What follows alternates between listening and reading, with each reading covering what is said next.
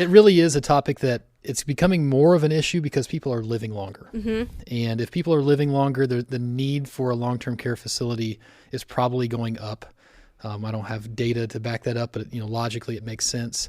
And it's something that's important to people. And I can tell you that as I get older, I'm already thinking, I've seen my grandparents go through it. You've seen the same with your family.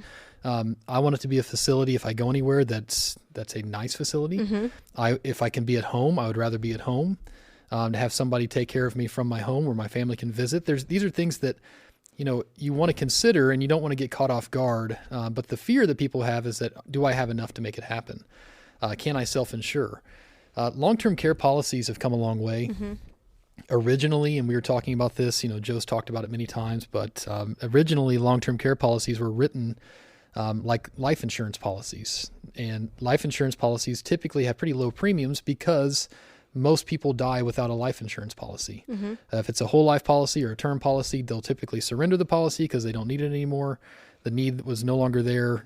Or if it's a term policy, they just let it go out of it, go out of working for them anymore, and they just stop paying the premium. So what's different about long-term care is that people are probably going to use it.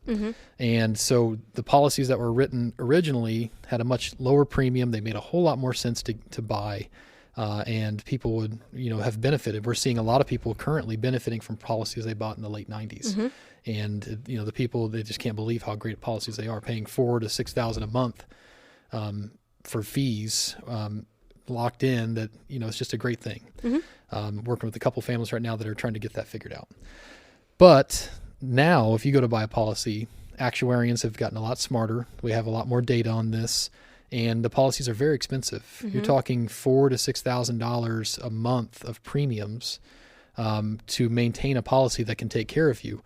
That's a risk reward. Is that money better served being invested so that it can be piled up and used down the road? Or is it better off something that you are putting into the long-term care policy? It just depends. But I can tell you that everybody's, like we've said many times, everybody's situation is different.